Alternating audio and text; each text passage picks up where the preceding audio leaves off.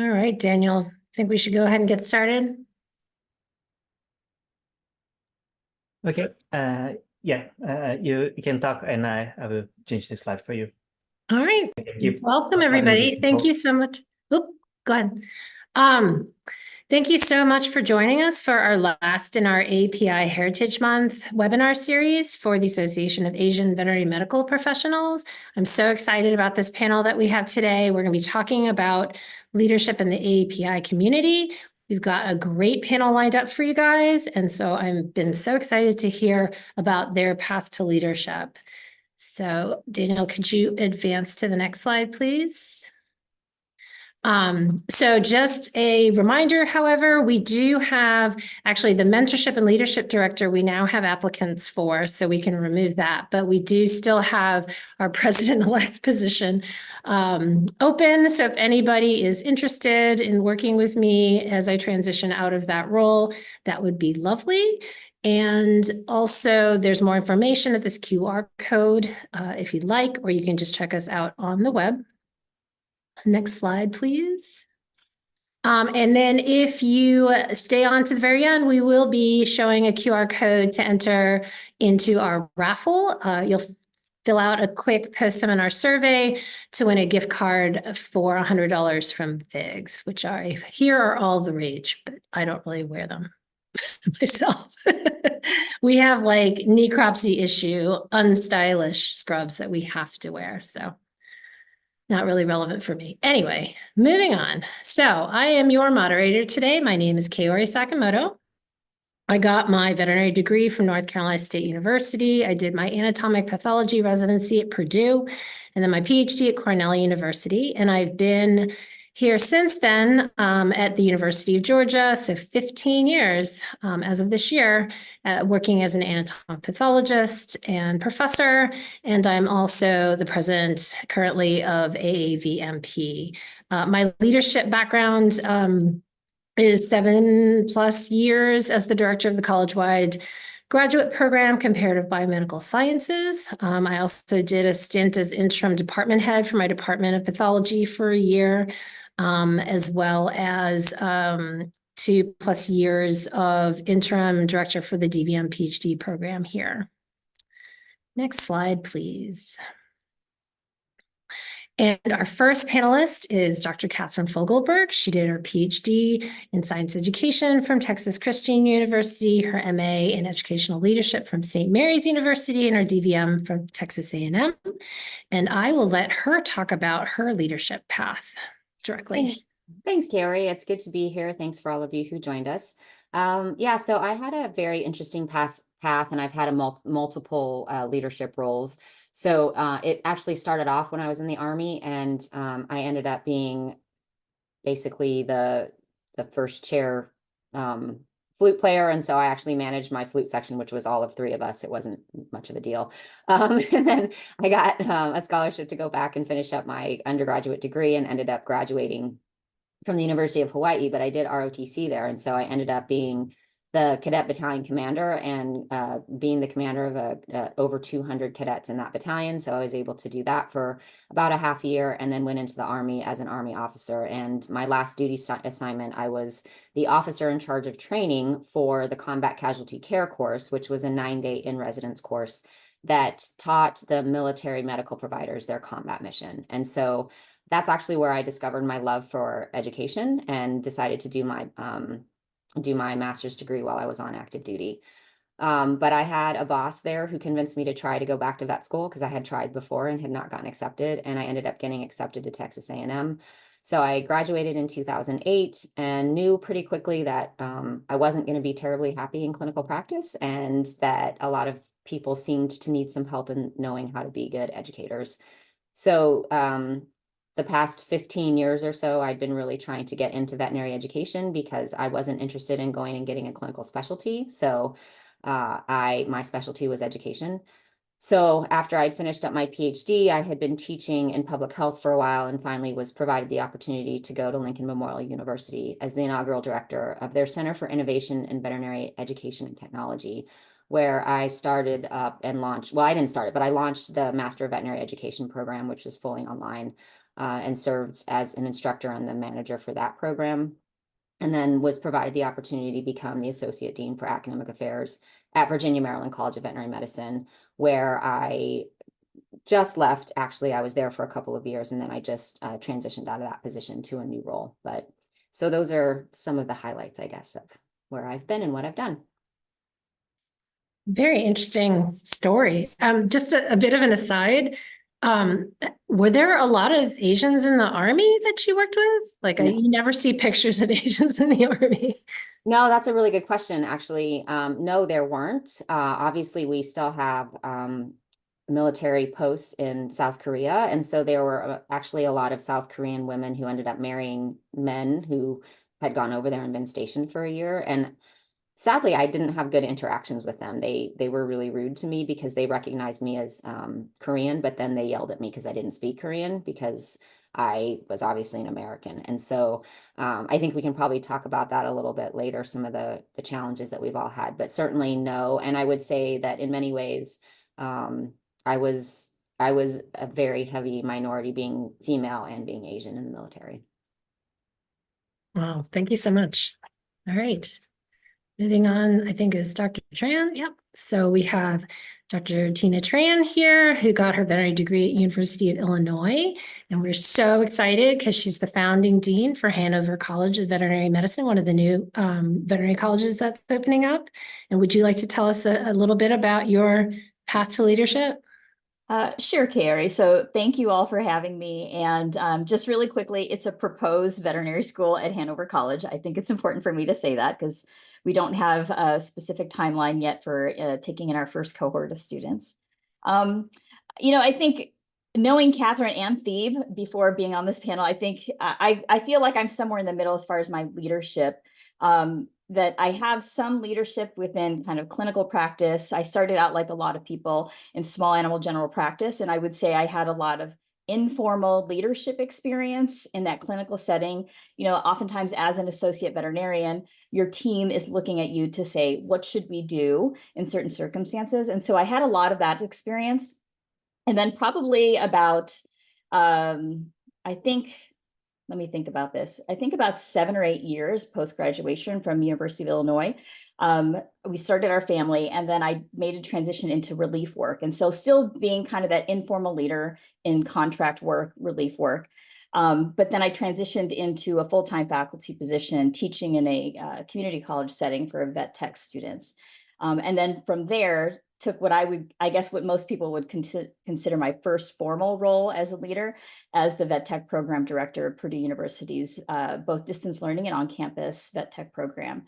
And so for the first time, I was supervising and working very closely and working together with DVMs and vet tech educators, and both in the clinical setting and then in the classroom setting. And it was a lot, I will say, as somebody who's not ever had to check off anything on her HR bucket as far as supervising people and hiring. It was a lot. I learned a lot very quickly about my leadership style and how I like to communicate with people. From there, my husband's job moved us out to Arizona, and then for several years, I was on faculty at University of Arizona's veterinary school, primarily focused on the clinical relations, the clinical education, the rotation part of things. Again, kind of informally as part of a larger leadership team, was helping to build that program out as founding faculty. And then very recently, as Kaori mentioned, have become the founding dean of the proposed veterinary school at Hanover College. And, it's an interesting conversation. Katherine and I talk quite frequently about my experiences in my current role. And so happy to expound on those things. The other thing, and I think this kind of reminds me of both Katherine and Thebe, is that I've done a lot of things within organized veterinary medicine as a leader. If you look at kind of my bio, there's a lot of things where I have previously or currently sit on the board of directors for many veterinary organizations. I think most notably and pertinent to this conversation today is I am a founding board member and a past president of the Multicultural Vet Med Association, MCVMA.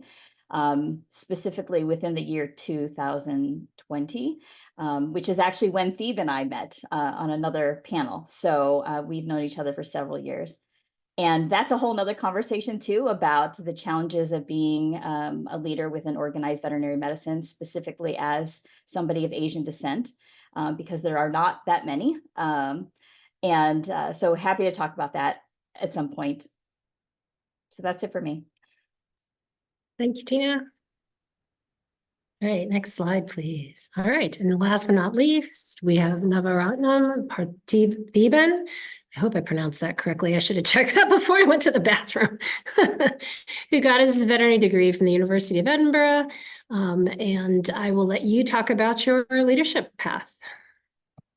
Thank you. Thank you for inviting me and to be here. And it's actually quite difficult following the previous two, because I feel like I'm further down on the ladder, but I'll try. So yeah, I think so. I qualified in Edinburgh. I did a BSc in University of Manchester, and I'm actually from Edinburgh, so that's where I wanted to qualify. And then when I qualified, I knew I wanted to be a farm vet. And I went into clinical practice as a farm vet, and I worked in a number of different practices, sort of started with beef and sheep mainly, and I went into dairy. And then I felt that clinical practice for me was quite limiting, because I didn't know where do you go next, apart from being a practice owner, which there wasn't an opportunity where I was working, and I'd already worked there for a while. I felt like, well, where do I go next, and how do I, and what can I do in veterinary? Because in university, we're only ever taught that clinical practice is the only thing you can do as a vet. And so we actually took somebody to tell me, look, why don't you try industry? And if you hate it, go back. But why don't you go into industry? So I left clinical practice after a number of years, and I went into pharmaceuticals. And actually, when I worked into pharmaceuticals, I think that was the first time that I was given responsibility and given a bit of ownership. And I think that was really the start of my leadership journey, because I was the head of technical services for the UK and Ireland. I had a farm animal portfolio of products, but I had to sort of support a sales team. I had to support a marketing team, and I'd only ever come from clinical practice. So actually, it was a bit of being pushed into that role, but learning to sort of swim in that environment. And actually, I started to enjoy it, because then I sort of decided, actually I could start putting more of me into the job, and creating that sort of role. And also, the success of the whole farm side of that pharmaceutical business was put on me because I was the only one who knew about it, whereas everyone else had come from the outside. So I took that, and actually, once I had that, then I went into academia, and I worked teaching students, running a farm, doing some research. But again, I was given that freedom to make it what I wanted to make it. And actually bringing people along, I think, was really important with that. And then I carried that on. I went into another industry. I went back into clinical practice. And I think with every role, what I did is I tried to take something from it and bring it into my new role. And that was part of leadership, I think, was not always knowing that I knew everything, and I was always learning as well. But I think people seeing that meant that they could come along with me on the journey. So I've done that, and then I came into my new recent role, where I sort of look after 16 farm clinics across the south of it, UK and Wales. And again, having that experience of having lots of different roles, having that lived experience of being a marginalized person within the sector, and having that role, having all these other experiences in my life, I think I can bring into the role that I do now. And I think that's what I think is important with my leadership sort of journey. And the other thing with my leadership journey is, I think I always push myself into difficult situations to try and learn. So again, with farm veterinary, I think we're much closer towards the agricultural sector than we are with the veterinary sector. And so I've tried to push myself and learn more about the agricultural sector, but become a leader within the agricultural sector. So again, first I was attending meetings and doing things, but then a position came up to be a director of the Oxford Farming Conference, which is one of the oldest conferences in the UK. And I took that role, and it's a 3-year directorship, but it's about trying to organise this conference and bring people along and try and put some of my stamp on the conference. So that has been interesting, and I'm on my final year now, and I can talk more about the things I've learned with that. Some of the things I've sort of brought along as well, because again, there's a lot of lack of ethnic minorities within that conference. When I used to go to the conference, out of 300-400 people, I'd be the only person of color.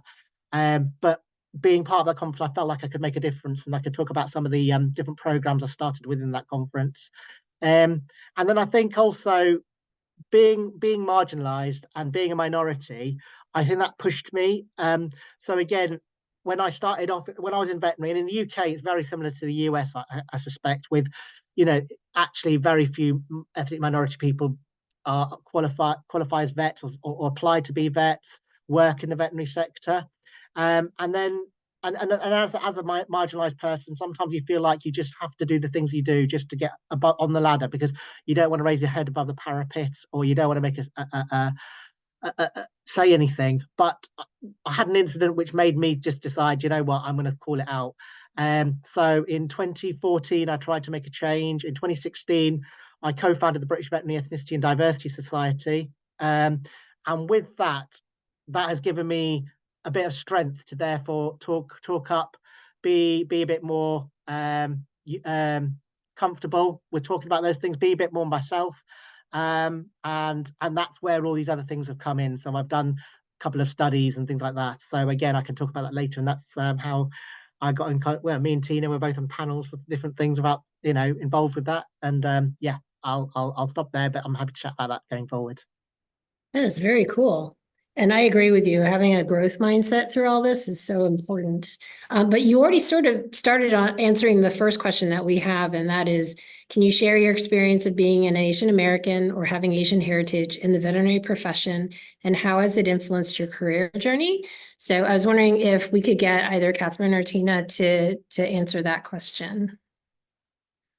Yeah, I'm happy to start that. I think for me, I'll be honest with you, it's not something that really impacted me directly or in a way that I was, I think, acutely aware of until a little bit later in my career. I mean, I do remember getting into vet school.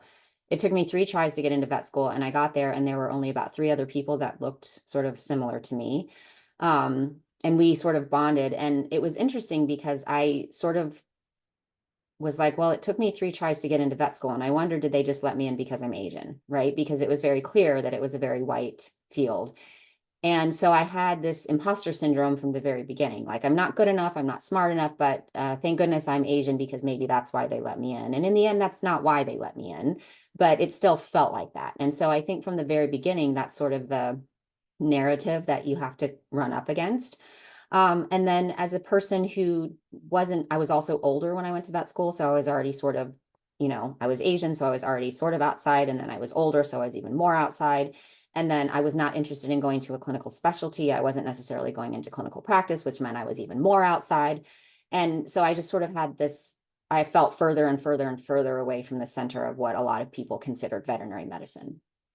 And so I think in a lot of ways for me, it did what, and I don't know, do you go by Navaratnam or by Thebe, or what do you prefer? Thebe. Okay. So I think in many ways I can echo what he said, which is this idea that it was like, okay, well, I can either sit here and let this sort of turn me into something that I don't necessarily want to be, or I can embrace the fact that I have these differences and consider those strengths and figure out how to lean into that and make my own way and my own path. And I'm a pretty stubborn person, so that's the direction I went. And I ultimately, going through vet school, decided that what I was going to do is I was going to help veterinary educators be better at what they did. Because veterinary education, like anything in higher education, is a lot of people who are really smart and are really content specialists, but they have no idea that education is a discipline in and of itself, and that there's research behind it, and that there's theory behind it, and there's philosophy behind it. And I knew that because I came in with that degree. So that was the path that I set for myself, and have sort of pursued that path ever since. It hasn't been the easiest. I mean, my ultimate goal was to be an associate dean for academic affairs at a vet school, and I got into that role, and I discovered that I was the only person who was a woman and was Asian that was in a role like that. And I didn't feel like I had a lot of support, and I think I didn't have a lot of people who appreciated what I brought to the table because of the experiences that I had and because of who I was and what I look like. And so it was a lot of breaking up trying to, bang my head against that bamboo ceiling and trying to remind people that, oh, yes, I can be an American and also be somebody who has Asian heritage and be proud of both of those things simultaneously. I can represent two communities. I can represent multiple communities. And I can be a strong woman, and that doesn't make me a terrible person. It means that I'm a strong woman. So I think those are a few of the things that I've had to butt up against. I'll be interested to hear some of Tina and Thebe's stories as well, but certainly it was pretty obvious to me from the beginning that I wasn't going to be in the majority. And I mean, I knew that growing up, but I guess I wasn't aware until I got into it, how much of the minority I would be in. Thank you for sharing that, Catherine. How about you, Tina? Yeah, so there's some uniqueness to how I came into veterinary medicine in general. My extended family has actually quite an overrepresentation of veterinarians. So I have an older cousin who went to Purdue for veterinary school, who owns a couple of practices in North Carolina. His parents are both veterinarians and still practicing in Illinois. And then I have another uncle who has since passed away, but he also owned a practice in Illinois. And so logistically, growing up, I had very easy access to veterinarians to serve as role models. And more specifically, my aunt, my tita, because she was a woman, also Filipino. And so I could literally see myself in the profession at a very young age, which I think when you talk to a lot of BIPOC, that's not necessarily the case. I think that pet ownership is probably most people's first experience, or being on a farm. But oftentimes what you'll hear from most BIPOC is that they didn't come into the idea of being a veterinarian or a veterinary professional until they were older than the typical person. Like, I thought about being a veterinarian when I was in elementary school. But if you talk to others, they will say, well, it wasn't until I was in undergrad or college that somebody suggested, because I have a love for science, I have a love for animals, whatever it is, that perhaps veterinary medicine was something I could pursue. So I knew very early on that this was something that I really wanted to do. And at the same time, I think I grew up in part of this culture as a first generation Asian American, that a lot of the parents that I knew that were of Filipino descent were medical doctors, were lawyers, were engineers. And so oftentimes when I would profess my love for animals and my interest in being a veterinarian, and even within my extended family, I would get this, which is kind of a strange thing, is this idea of like, well, why don't you, if you want to do that, why don't you become a real doctor? Why don't you become a human doctor? And I was like, oh, no, I don't actually like people. I don't, the idea just like, it hadn't even crossed my mind. But I think it's a very common thing in certain Asian cultures that's kind of the priority, is to become, that's where the prestige comes from, is to become a human physician, among a few other things. So that's kind of part of it. And then I think, similar to Catherine, I'm a very stubborn person. So if somebody's going to tell me that like I shouldn't do or I can't do what I want to do, then I'm going to do it. So that's why, I continued to pursue veterinary medicine. It wasn't until I got to veterinary school that I realized, oh, there's not a lot of people here that look like me. In fact, in my own class, out of a class of 100, I'm fairly certain I was the only person of Asian descent in that class. And I guess I hadn't really thought about it because I don't remember any specific instances of discrimination or bias against me. It wasn't until I went into private practice that I realized, and I also got married, and my husband is Vietnamese. So then my last name became Tran, and that sometimes clients would make assumptions that either I was Vietnamese or that, I grew up in Vietnam. And if they were a Vietnam veteran or they had experiences with that brought a different conversation into the clinical setting that I wasn't quite prepared for. And so, like, I've had these different experiences about being Asian American. I think, kind of to Catherine's point, I think people make assumptions. I've had people, when I'm in practice, say, I didn't realize how good your English would be. And I'm like, well, I was born in Chicago. I was raised in, the US, and English is my first language. But, I think people make assumptions based on my last name, based on how I look.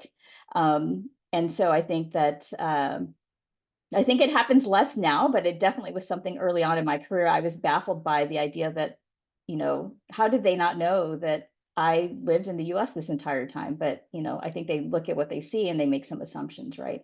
So I think the bias piece around being Asian, particularly post-COVID, I think has really put some strain on some people, especially that are very client-facing, because people bring different types of experiences to those conversations. I think another thing that is an interesting conversation to have is around the fact that Asians, while in the US are considered underrepresented in veterinary medicine, that in other health professions are not necessarily kind of designated as such, and some of the challenges that come with that as far as access to things, and again, assumptions about lived experiences and backgrounds and financial stability, all of those things are kind of interesting, because I think oftentimes Asians are put into like this monolith type of situation, and which could be very challenging. So that's kind of my pieces that I wanted to make sure I mentioned. Can I just say really quickly too on the assumptions and the biases? I was actually adopted when I was 16 months old. So I was born in South Korea, and then I was adopted at 16 months, and I was raised by a white American couple. And so my name is Katherine Fogelberg, and yes, that is my maiden name, even though I'm married. And I have run into the opposite problem where people make the assumption that I'm a white person, and then when they actually see me in person, they're taken aback by the fact that here's this white person, or this not white person who has this white sounding name, whatever that may be. So it really kind of works both ways. And it was an experience I had even as a child. Now, when I look back on it, I ran track for many years, and I was a hurdler, and I was not good at it, but they would do heats and people would be like, all right, they'd call out everybody's names, and then they'd be like, Katherine Fogelberg, and I'd be like, here, and they're like, Katherine Fogelberg. I'm like, I'm here. And it would usually take them 3 times to realize that Katherine Fogelberg was in fact this Asian girl who was staring back at them. So it definitely works both ways, unfortunately. Yeah, really interesting comments from both of you. My path into vet med was also a little bit strange, or probably more off track than the 3 of y'all. I never intended to be a vet as a kid. Never even really had pets or anything, because my parents didn't want anything in the house that couldn't take its shoes off. And so I wanted to be a marine biologist. And so I went, after my baccalaureate, I went to do a master's in marine biology. And I discovered that anytime the fish got sick, they got tossed in the dumpster, and that wasn't very rewarding. And so I would take the fish and I'd take a water sample, and I'd drive down the street at NC State to the vet school and sit down with the aquatic vets there, and we'd do diagnostics. And I was like, this is way more rewarding. And so that's how I got into vet med. And it never even occurred to me that, I could have gotten in because I was Asian and I was underrepresented. I was the only full Asian person in that class of 88. I kind of thought maybe I got in because my story was so weird. Because now that I'm on the flip side and I read applicants' essays for vet school, you kind of get tired of reading the same old story about, the person who wanted to go to vet school since their dog got hit by a car since they were 4, sort of thing. Anyway, but yeah, all through childhood and everything, I was usually only one of 2 Asians, even though I grew up outside of Boston, which is has a huge Japanese community. In my sort of little suburbia area, there weren't a lot of Asians. And then, vet school, I already mentioned, and I was the only Asian. Well, there was a half Thai woman in my residency. Not actually that many Asians in my PhD program. And then, here on faculty, there's, Dr. Sakai is here on the call. He's an anesthesiologist here at UGA, but I think there's only maybe 3 other Asian faculty here at UGA. So very, very underrepresented. And then I also picked up on the point about, how we're overrepresented in STEM fields, but underrepresented in vet med. And yeah, very much, like there are many funding agencies and things, for example, that are wanting to give funding for research to underrepresented minorities. And even though we are underrepresented in vet med, we don't qualify for those because we're overrepresented in STEM. There was one other point I wanted to make, and it is currently escaping me. So I'm going to move on to the next question. So Catherine brought up the term bamboo ceiling, which I don't like, it's always a little bit bothered me, but I was wondering if the other two also had an experience sort of hitting a ceiling at some point during their path to leadership, if you'd like to talk about it. Or I can start. Well, I was going to let Thebe talk since it's been a minute. Do you want to say anything, Thebe? I think yeah, I'll just mention something for a couple of minutes. I think yeah, I think in every I think being a leader isn't easy, and I think whenever I hit a challenge, that's one I sort of develop as a person, and I develop more of my own skills and learn more about myself. So like, for example, when I came out, I was always a very passive person. I never spoke up or did anything. I just did what I had to do. And I think it was because when barriers were put in place, and I felt it was unfair, or I felt like I could still do it somehow, that's when I sort of became more innovative in what I wanted to do. So even being a farm vet, you know, I would go onto a farm and I would be judged straight away. And people would make assumptions because I wasn't born on a farm, or because of my name or my accent or anything like that. And I think that because I really wanted to be the best I could be, that was what pushed me to be that, to be a farm vet and to be a dairy vet. You know, that's what. And when I did that, what I felt was, well, actually, if I can do that, actually, I could do anything I want within the sector. And that's when I challenged myself going into industry, and going into academia, and doing those different things. But I think it's when I do hit a ceiling, it's those allies as well, and I think they're really important as part of my leadership journey. And I don't think I could have done it. I can't say I've done everything on my own and without any help, but I think it's about finding people that want to work with you and support you. And yeah, I've found that many times, and they come in all shapes and sizes. But you know, I think it's just taking that when you can. That's what I want to say. Thank you, Thebe. Yeah, allies are wonderful. Tina, did you want to? Yeah, just so yes, I definitely feel the bamboo ceiling. I think that's a reality for me now, especially in my current role. To my knowledge, I am likely the first Asian female dean of a veterinary school in North America. And so that weighs very heavily with me, is this idea of like, how do I create this legacy when there really is nothing for me that looks like me, that's already been there, that I can, you know, have as a mentor, that type of thing. I think the other thing that's interesting to talk about as you talk about the bamboo ceiling or think about it is the broken rung. And this idea that for a lot of people, particularly those that are marginalized, like to get from kind of that entry level to that next position up the ladder, whatever that is, oftentimes is the problem, because the further up you go the ladder, the less people that you can identify with, right? Like whatever those social identities are. And I think that's what I have found, whether it was in clinical practice, in organized veterinary medicine, or in academia, is that there are not a lot of Asian women in any of those sectors. And so when I find them, I cling on to them, you know, like I won't let people go. But to Thebe's point, I also recognize that yes, it's great to have those individuals that you can identify with on some of those characteristics. But at the end of the day, I've learned that for leadership purposes, for my own personal growth, professional growth, that you have to seek others to mentor you, to serve as allies.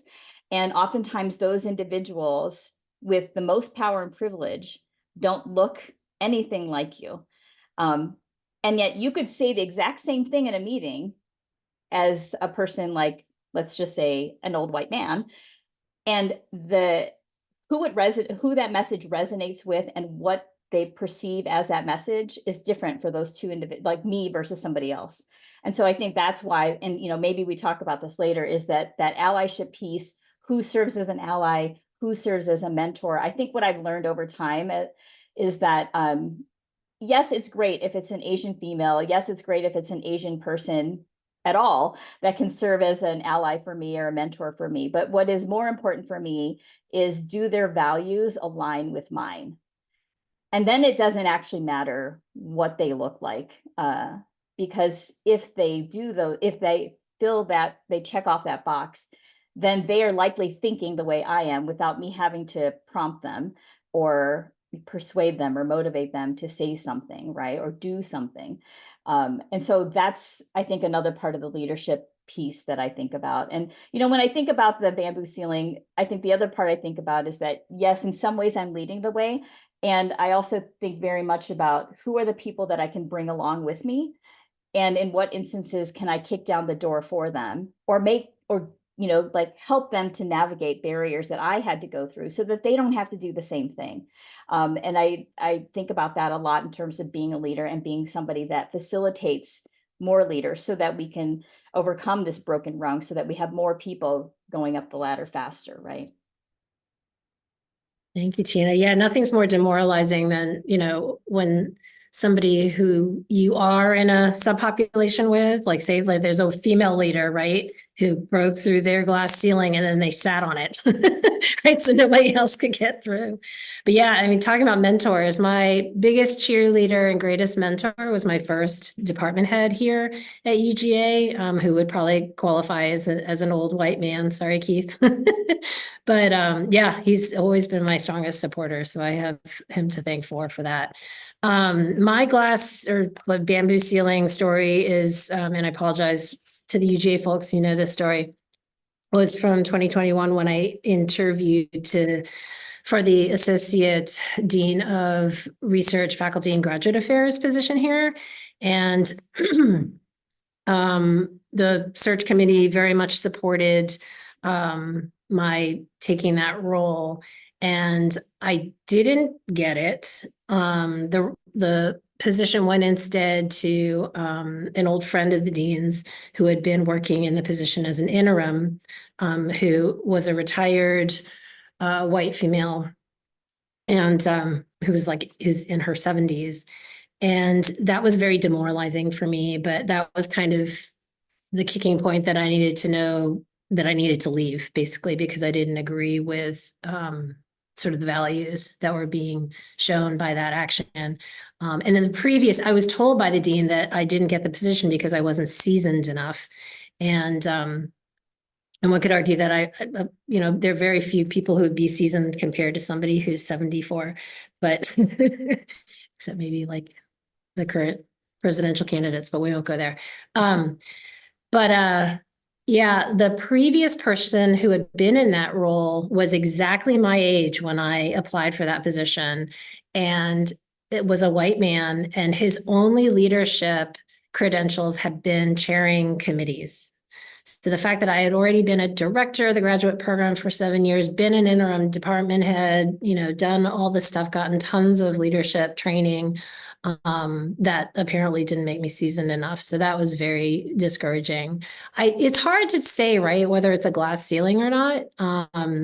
You know, one could argue that it's or a bamboo ceiling. One could argue that it had to do with other factors that I identify with. So that's always difficult to parse out. But yeah, that was very discouraging. Yeah, I think one of the things for me, it is sometimes easy to excuse the fact that, well, you know, it just is because we're a woman, and not necessarily because we're a woman of color, for those of us who are women of color. And I think, I mean, I interviewed for multiple associate dean for academic affairs positions, and multiple times lost out to individuals who were older white people. And in fact, had a conversation with one dean who was basically like, yeah, I'm having a really difficult time figuring out how to, you know, get in more underserved students into our program. And I really need help sort of strategizing that. And it would be great to have somebody on board. And then proceeded to not hire me and hire an old white man for the job who had nowhere near my credentials. And so I think that's the frustrating thing.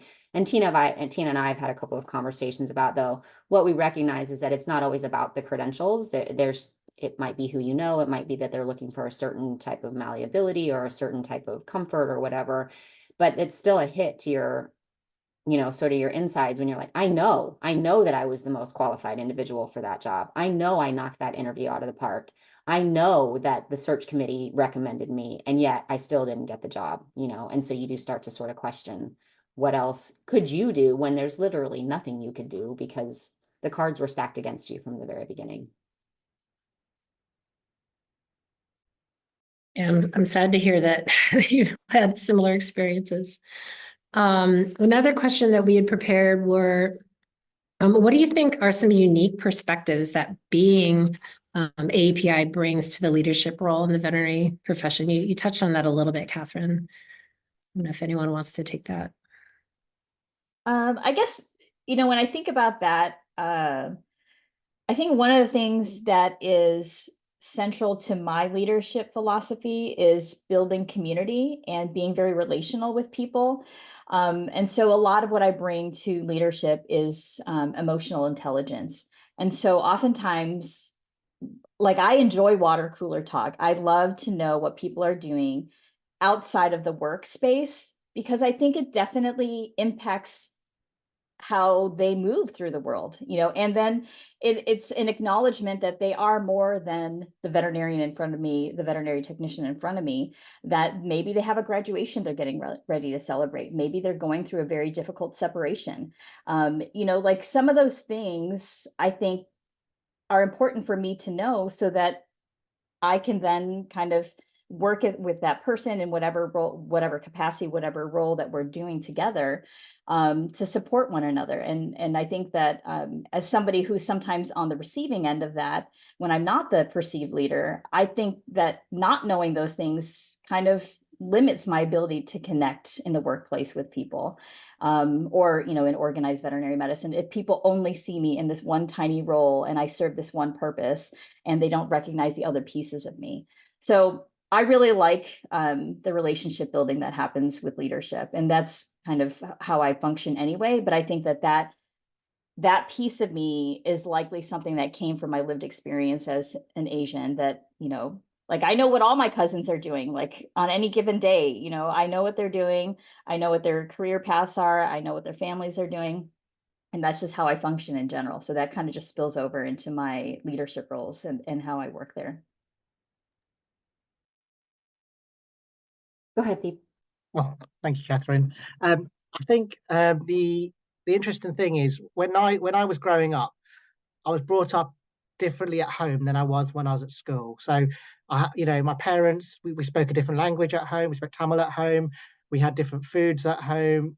I was a Hindu at home, and I went to a Christian school. I was the only person of color, and I had to therefore adapt. And I think having that, where having to learn to understand two different cultures, having to live in two different cultures, and cross them, and having to try and be accepted in both cultures. I think, and I think a lot of people, you know, will understand that, you know, and have experienced that, and I think that brings a lot of life experience, and leadership's all about people and understanding people. And if you've never had to learn about difference or experience difference or adapt to difference, then it's very difficult to, when you've got lots of different people and you're trying to bring them along with you and you're trying to work with different people, it is very difficult for those people who have those upbringings where actually everyone around them's just like them and they've never had to change for anybody.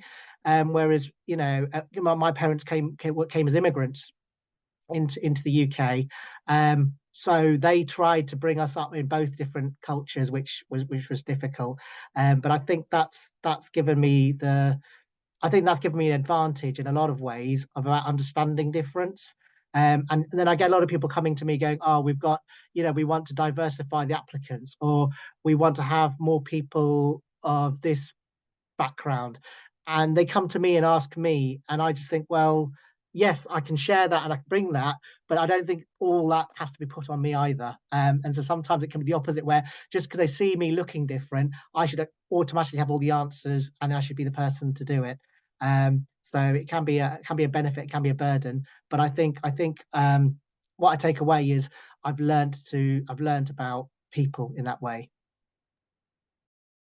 Yeah, I mean, I think for me, it's given me a lot of perspective, right? I tend to be a fairly introspective, self-reflective person anyway, but I think what it's really helped me do is sit down and realize it doesn't matter who's talking to, they have a story to tell, right? And they have something interesting about their lives. But even especially dealing with students and faculty, there were times when I was dealing with students and I'm like, oh, I cannot believe that you did X or you did Y. And then I'd have to sit there and say, okay, but why did they do that? Because I have an understanding of who I am and how I function, but people outside who don't know me may not understand why I do or do the things I do or say the things I say. And so you have to kind of probe. It's much like, you know, Tina and Theep have talked about building those relationships. So for me, it gives me perspective, but it also gives me an opportunity to call other people out in a way that is appropriate. So I've applied for multiple positions, and oftentimes those positions ask me to write an essay or answer a question about what is your experience with diversity, equity, and inclusion. And to me, that is the most ridiculous question in the world because I've lived my life being, you know, experienced in diversity, equity, and inclusion. But you can write or say your response in a way that says that without being really kind of a jerk about it. You know, like my life experience is diversity, equity, and inclusion as a woman of color and as this and as that. And I also remember that I'm not the only diverse person in the world, right? Like there are people who have physical disabilities, who have mental disabilities, who are of different religions, who have different geographic origins, who have different financial origins and things like that. And so for me too, it's also been able to say, listen, you know, much like Theep said, I can represent me and my experience, but I can't represent Tina, or I can't represent Kaori, or I can't, you know, represent Daniel, because they all have their own experiences, even though maybe we look like we come from similar backgrounds. So striving for that individuality and helping people understand that, while also recognizing that we do need to be a community and that we do need to support and lift each other up, I think has been one of the things that I've really taken away from this. And I've met a lot of great people, and some of them are Black and some of them are white and some of them are Asian and some of them are, you know, are Native American. And it gives me a greater appreciation for the vast diversity that is in the world, and how much beauty I think that brings to us as a species and as a community. I love that. My own experience, I wouldn't say that being API of origin, that infused something into how I developed my leadership philosophy. It was more a response to it. My parents, unlike Tina's experience, my parents were not supportive at all. Like, and I didn't have family or extended family who were in veterinary medicine. Sort of stereotypically of the East Asian variety, right? Like the top students go to med school, the next students go to dental school, and the bottom go to vet med. And so they were very, very unhappy that I decided to go into vet med, and you know, didn't help me prepare at all or develop me at all. And so most of my career I've spent trying to develop other people. Like I'm very passionate about, you know, making sure that grad students start grad school prepared and they understand what's expected of them, and trying to facilitate the relationships with their mentors and that sort of thing. And same thing in professional development classes that I teach in the veterinary curriculum. I'm very passionate about making people feel supported and feel like they belong. And so that's really motivated me, you know, to be involved with the Asian students and other students of color here at the vet school. And yeah, so that's kind of how being API has transformed me as a veterinarian.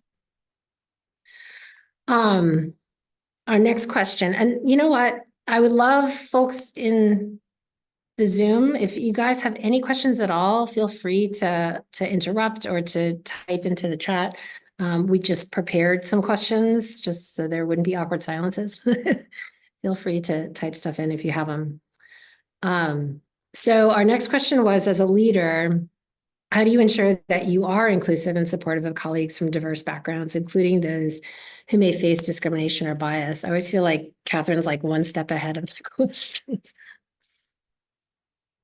Sorry, welcome to my life. Yeah, I mean, I think I think you just have to be genuine. And I think anybody can help people who might have something that's different about them. And I think being vulnerable sometimes in the appropriate place is also really important, right? I mean, I have students who have come into my office who are really upset because of the way that somebody treated them or something that was said or sort of this misunderstanding. And we just have to have a conversation about, yeah, you know, you're not the only person who experiences that.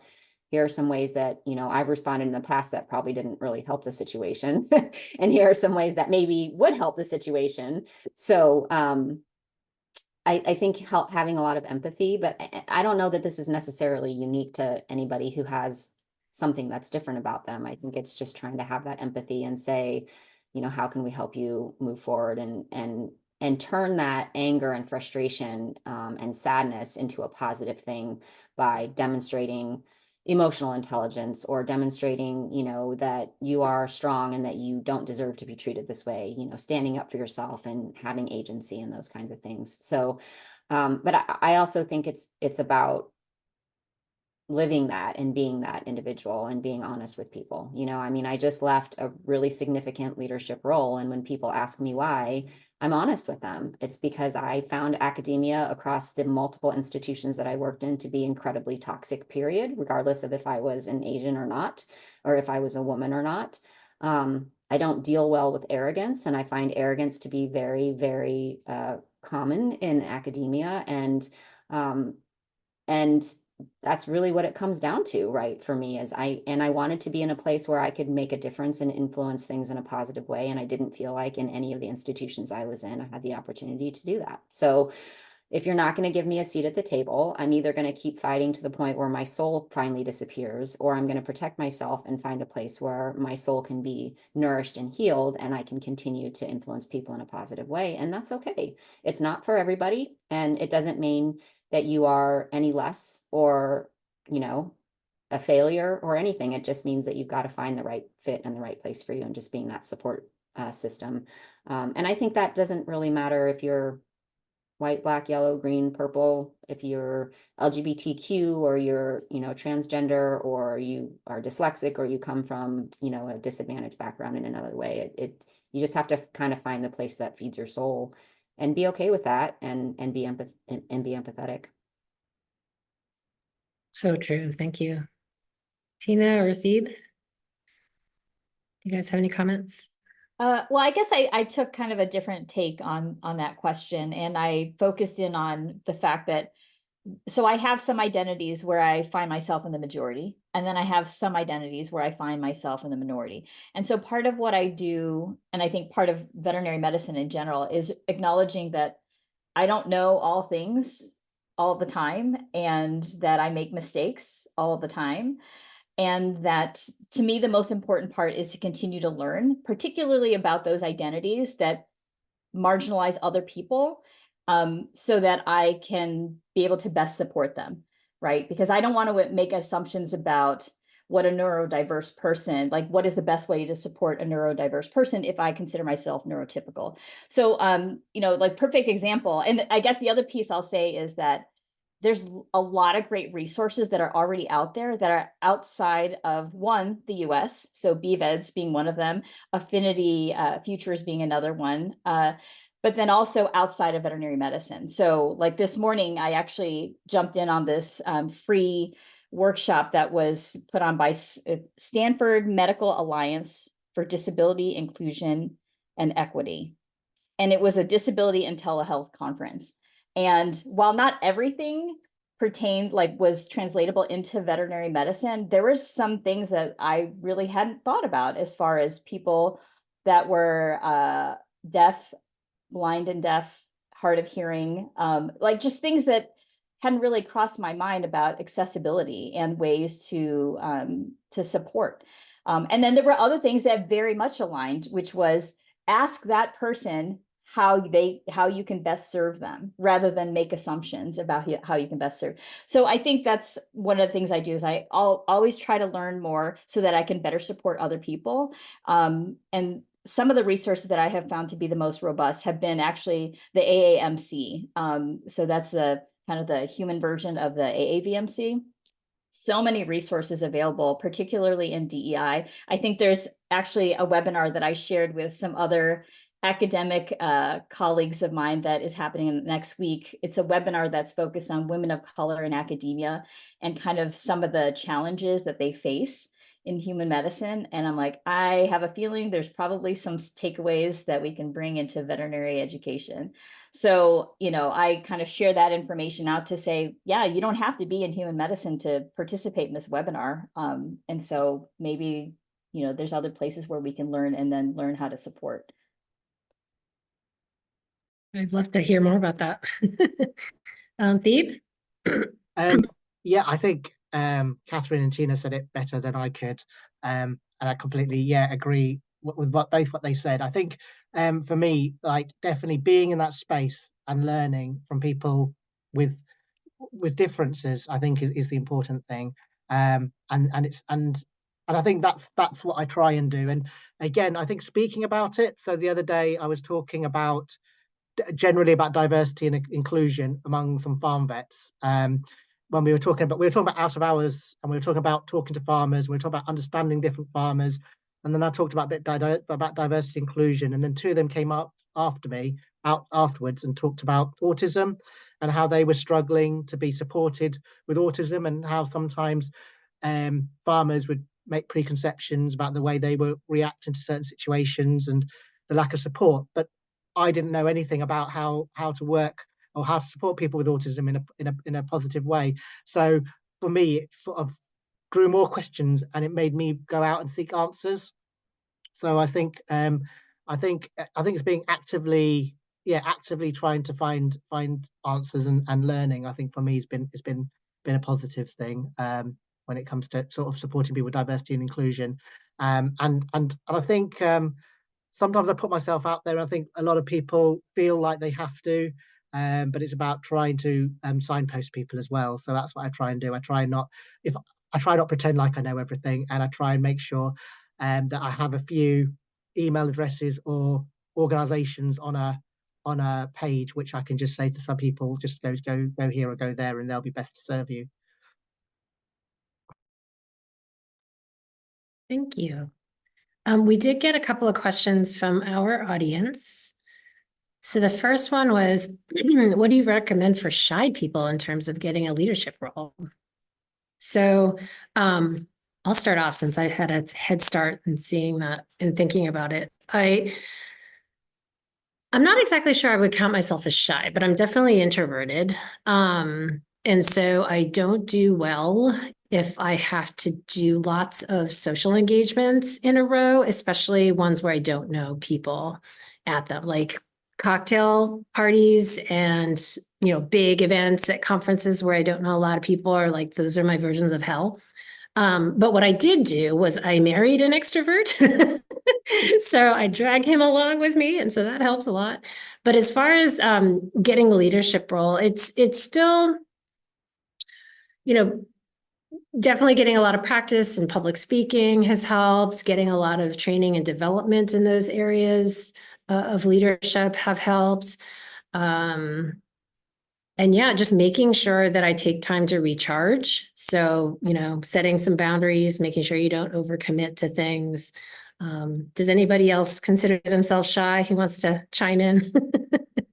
Yeah, I'm definitely an introvert, and I would say at some level I am quite shy. You might not think that based on what I've said today, but it's a really great question, because I think I actually was honored to be the keynote speaker for our local APITA chapter of individuals. They do a achievement ceremony for their individuals, and so I was the keynote speaker for that. And the actual conversation was about, how do we build APITA leaders? And I think the thread that came through my speech was, you don't have to necessarily be in a recognized leadership role to be a leader, right? Like, by being who you are and doing what you do and accomplishing things that you do, and even within your small or large friend group, you are a leader, right? Because you are doing something that maybe a little kid didn't have somebody else who looked like you or thought that they could do that. So I think if you are really a shy person, that sort of figure out what it is that your strengths are and what you're really passionate about, and then find safe spaces to sort of foray into that. And then at some point, you're going to realize that you know what you're doing and that you're pretty good at it. And then you'll be brave enough to jump off the high dive instead of the low dive. And then when you figure that out, you'll really start to blossom.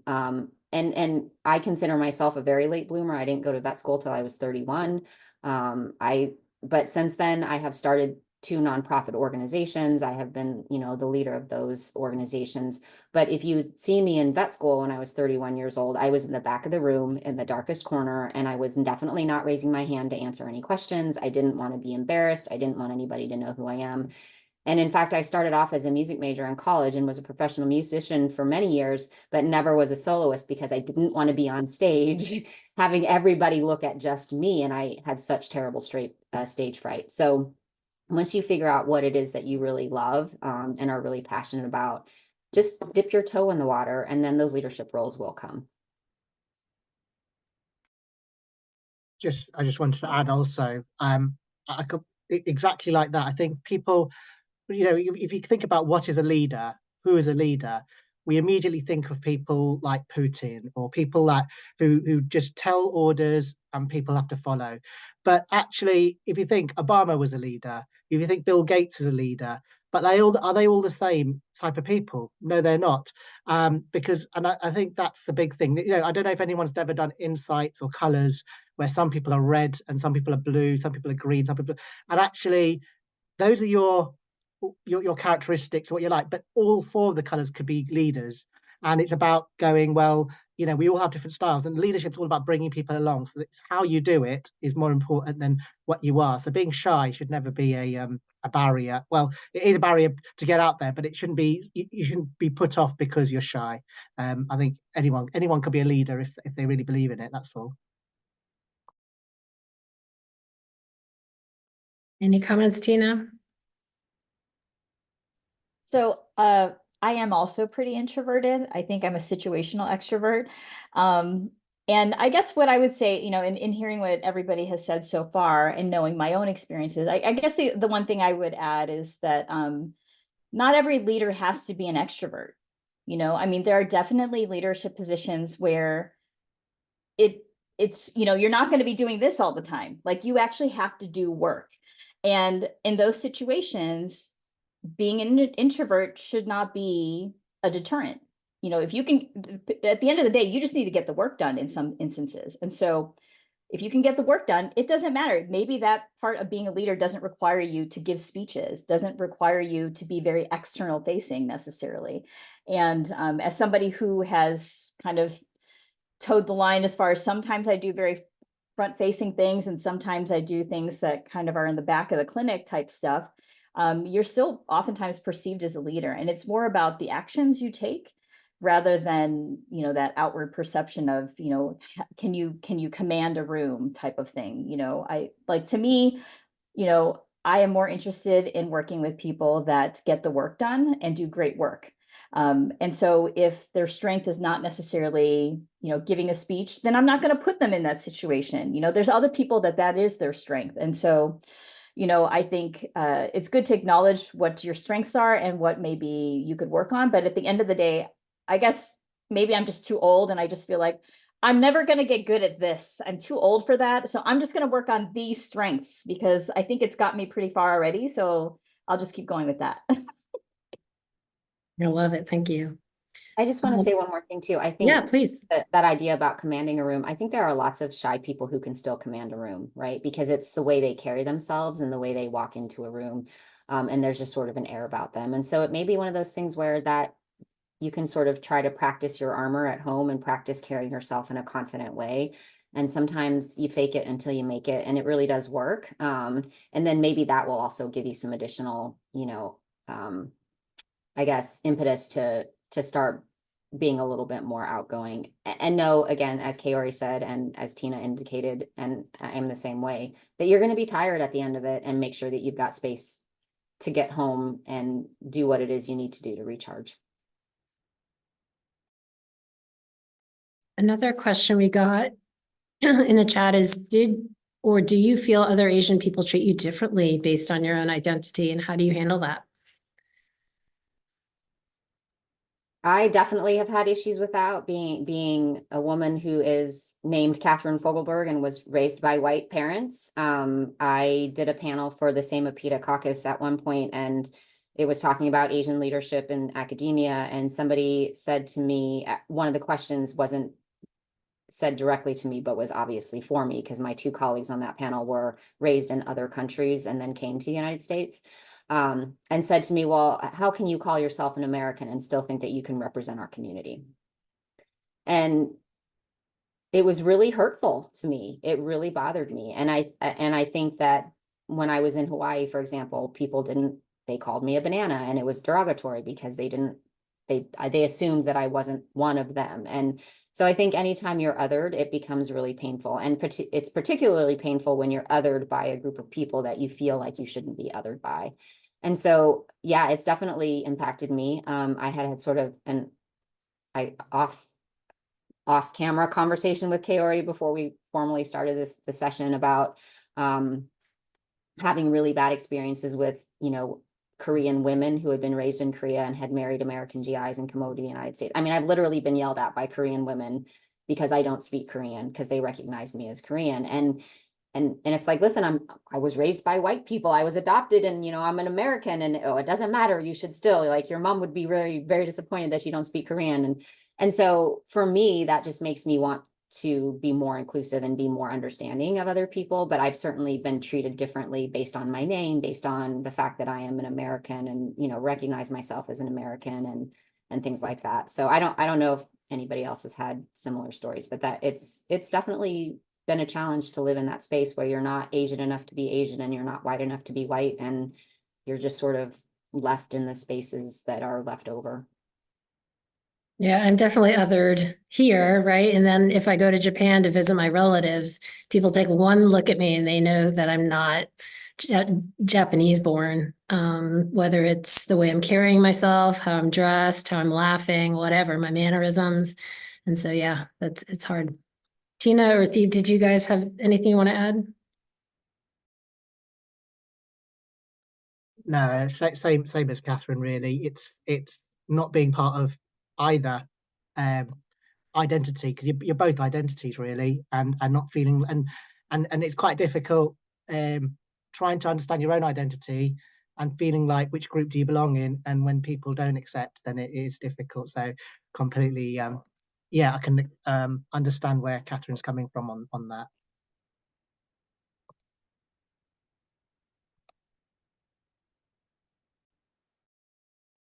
Tina, anything else to add? No, other than I agree with you, Kaori. Like, I had the same experience. So I'm Filipino, and so the handful of times that growing up that we went to the Philippines as a family, I was specifically told, like, when we went to the open markets, like, don't say anything, because they're gonna they'll know you're American, and then they're gonna charge you 10x. And so I was specifically told not to say anything.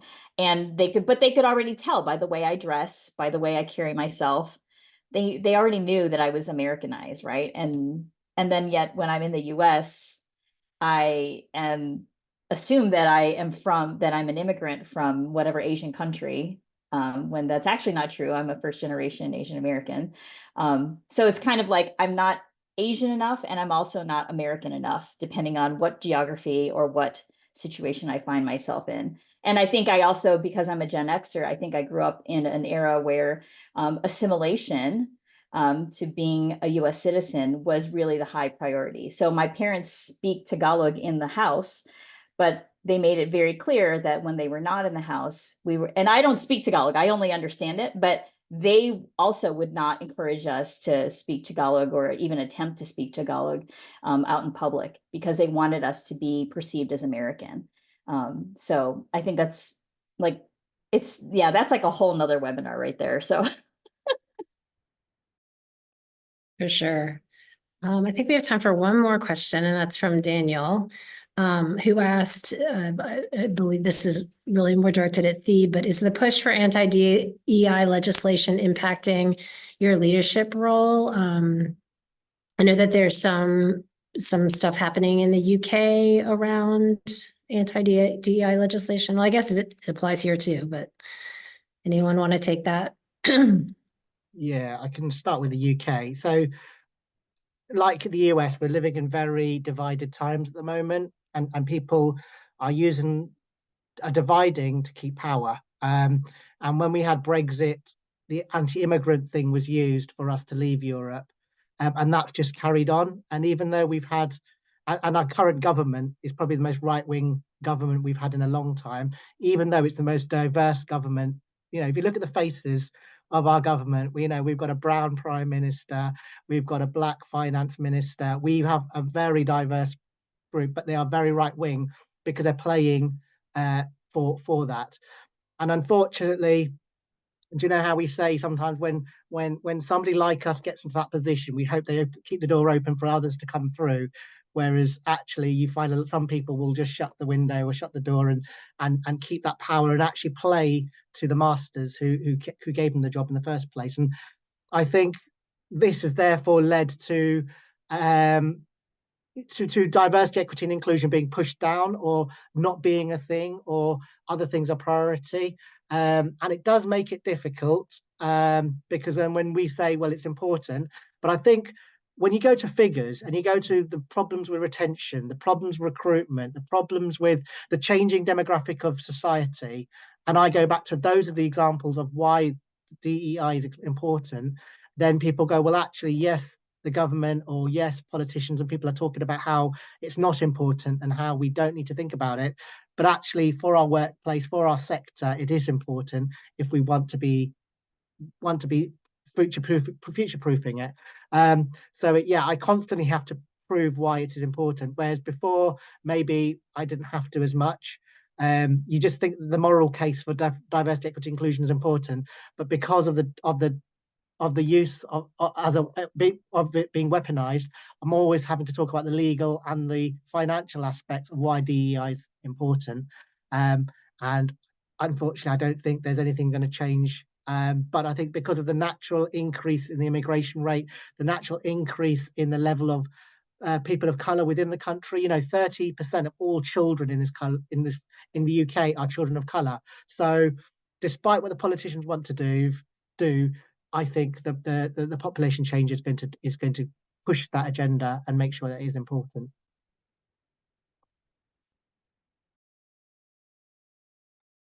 And I guess, I mean, I don't want to take up too much time, but I mean, it definitely impacts my role as the founding dean because definitely impacts in terms of admissions and recruitment and what you can and cannot say and what criteria you can use. And so I think people are going to have to get more creative about how they are going to implement what might be seen as DEI policy so that it doesn't say DEI specifically.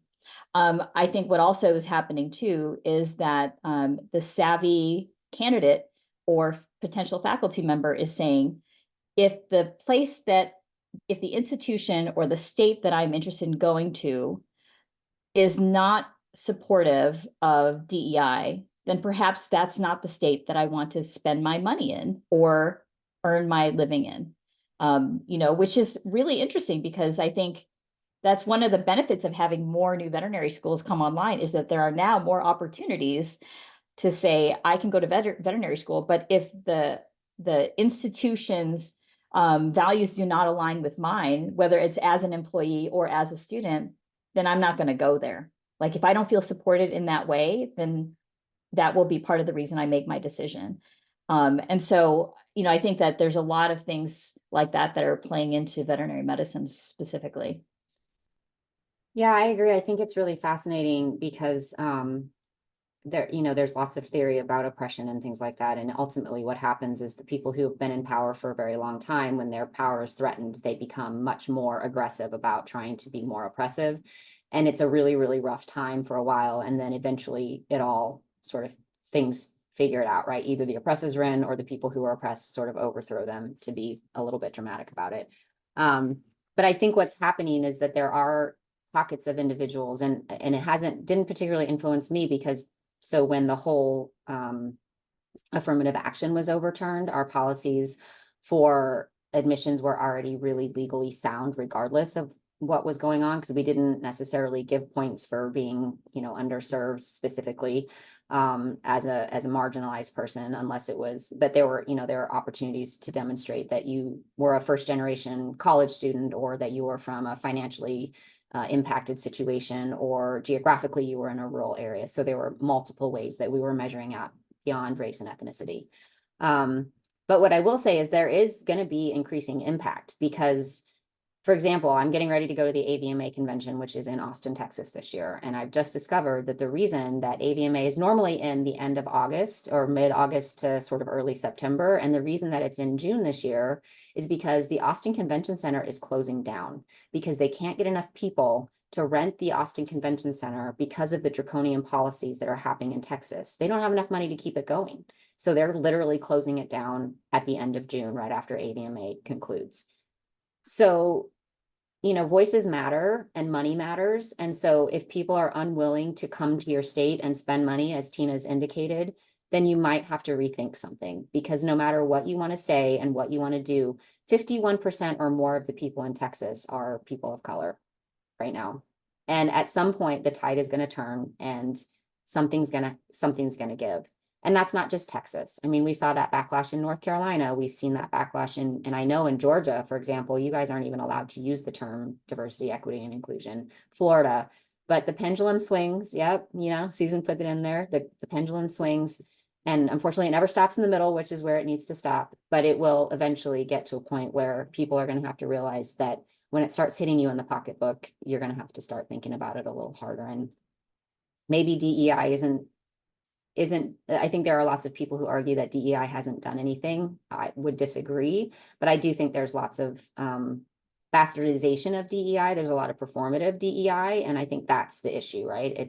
It's kind of akin to a boy crying wolf. If he cries wolf too many times, then people stop listening. And I think because there have been so many performative sort of bastardizations of DEI, then that's hurt the whole sort of movement. And so maybe we're just gonna have to get creative in the ways that we incorporate it and talk about it. But it'll be interesting to see how that plays out. But yeah, I had no idea either until I was talking to somebody and they're like, yeah, I talked to, I think it was somebody from AVMA was there on campus right before I left. And she's like, oh yeah, the reason it's so early is because we couldn't get the Austin Convention Center because nobody's booking it and they're closing it down. So. Wow, that's just mind blowing. I will say, as somebody who's at vet school in the South, that I feel like the vet schools in general, though, are probably pretty supportive of DEI. At least that's been my experience. Georgia, even though it's a very conservative state, the university itself has been very supportive of DEI efforts. And when I interviewed at NC State for my department head position that I'm starting in July, they specifically did not ask for any information on DEI, but I put it into my interview presentation anyway. And they were so happy to hear about that because they weren't allowed to ask for it. So sort of getting back to Tina's point about the savvy applicant, right? You can talk about that stuff. They just can't ask about it. So if it's important to you, then it's probably something that you want to put into your application and your interview. So, all right. Do we have any more questions from our audience?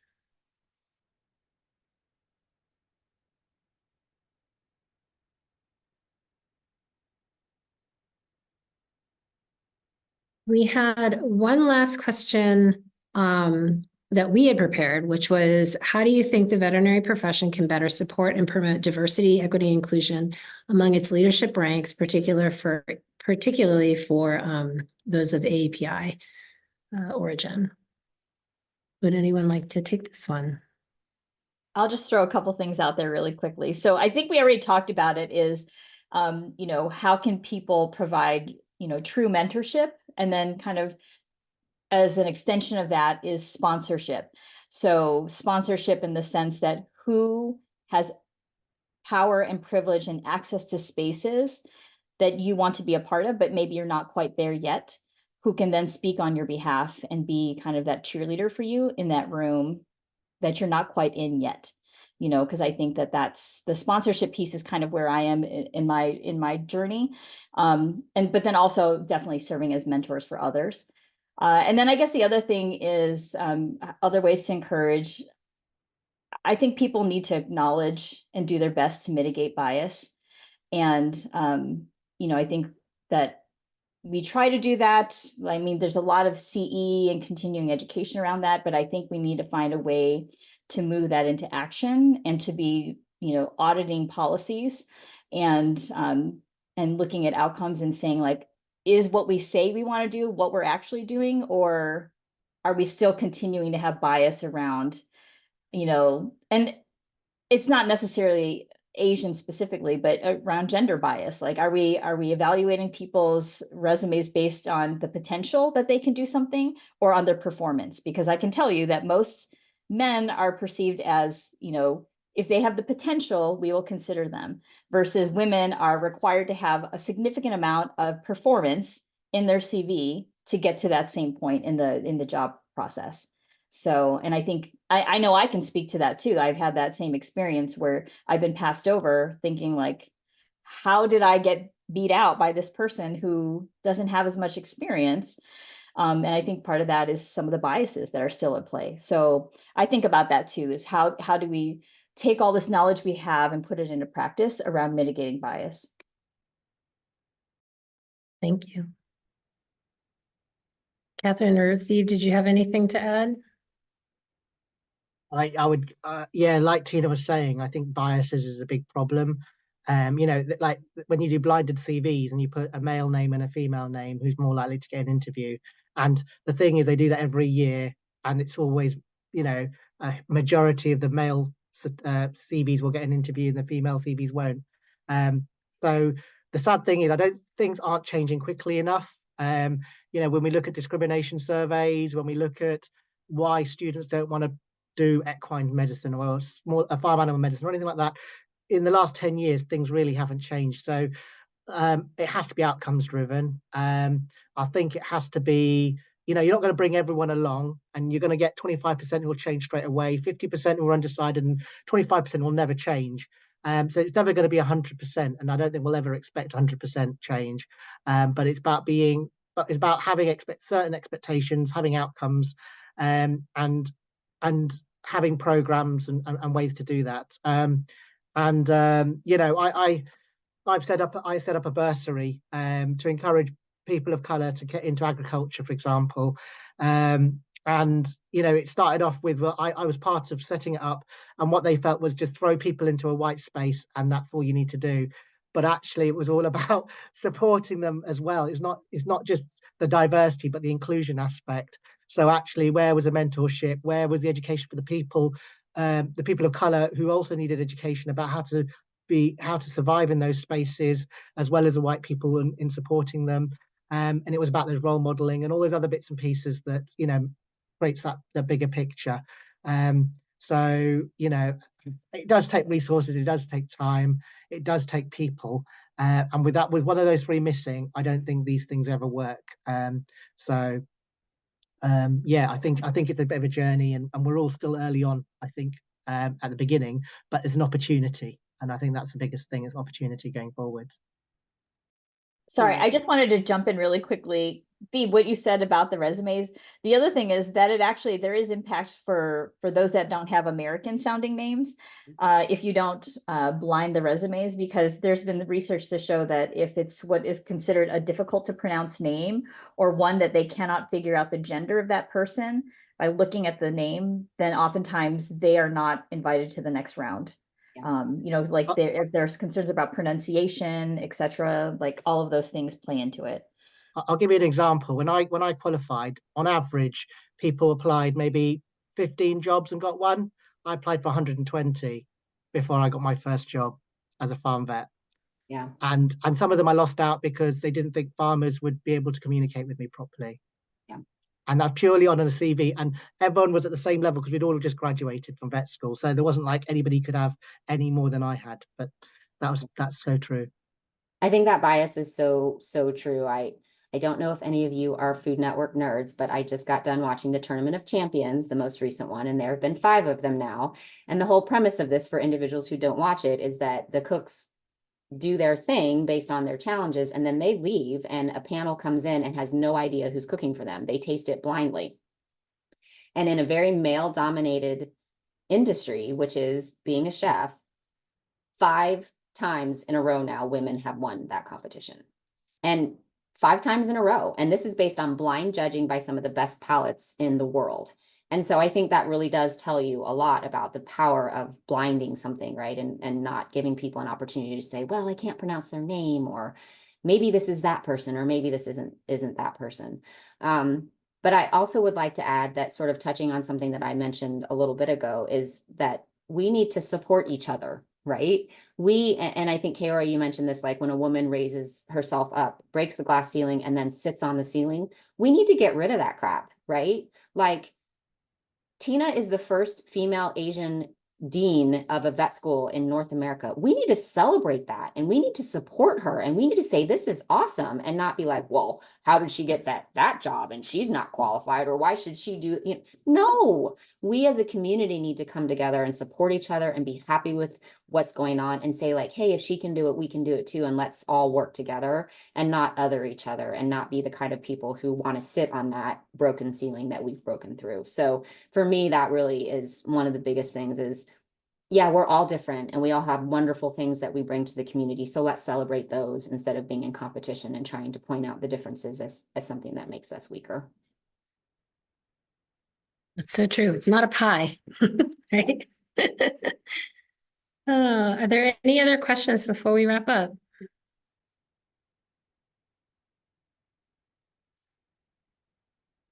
Well, I want to thank our lovely panel for joining us today. It has been such a pleasure to follow you guys along your roads to leadership, and I'm so inspired by you all. And I'm really looking forward to maintaining a relationship. I'm probably gonna pick your brains for advice when I start my department head position.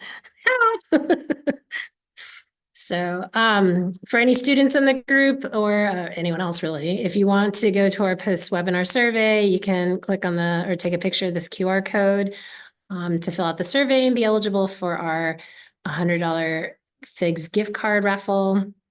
So please go ahead and do that.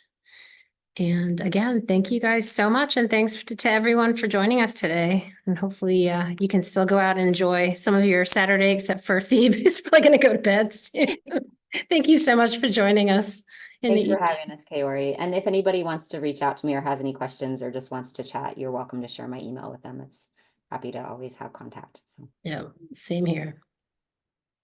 All right. Well, thank you all and have a wonderful rest of your weekend. Thank you, everyone. Bye-bye. Thank you.